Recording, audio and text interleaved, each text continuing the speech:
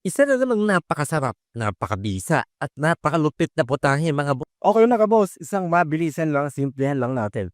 1 kilong atayan mga bossing, hinugasan ko na at hiniwa ko lang na medyo maninipis. Lagyan natin ng toyo. Lagyan natin ng kalamansi. Tsaka natin lamasin.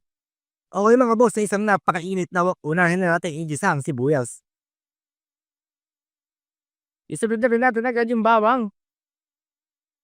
Siring pula mga boss para may konting sipa na ang. At saka natin isunod mga boss yung atoy na binabad natin kanina. Saka natin bigyan ng isang matinding halo mga bossing. Takpan muna natin mga bossing. Iprito na din natin mga bossing yung walang kamatayan tokwa. Okay mga boss, goods na yan, hanguin natin. Okay mga boss, balikan natin agad at muli nating haluin.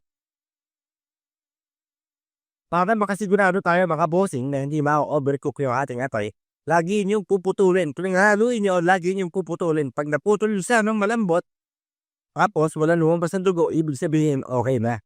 Pero ito meron pang dugo mga bossing. Okay mga boss, makalipas ang ilang saglit, muli natin balikan. Siyempre haluin natin uli. Maglalagay tayo ng isang kutsara ng star margarine.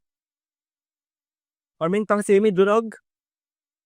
Konting oyster sauce, maglagay din tayo mga boss. Okay mga boss, makalipas na naman ang ilang saglit, muli natin balikan. At siyempre magpuputol ulit tayo ng isang piraso para makita natin kung may dugo pa yung loob. Yun raw mga boss, wala na, okay na. Pagka ganyan mga boss, ilagay na natin yung tokwa.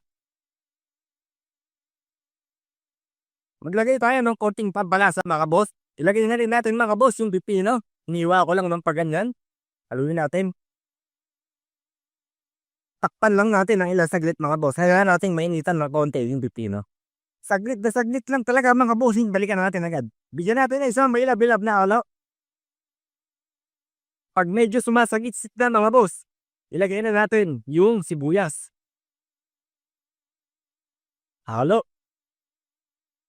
Siyempre, ang ating pang finaling sangkap mga bossing, pwede na natin nilagay. Spring onion. Halo. Okay mga boss, ganun lang kasimple. Ito na ang ating napakabisa at napakasarap na atay. Pangpulutan, pangulam, bahala ka na.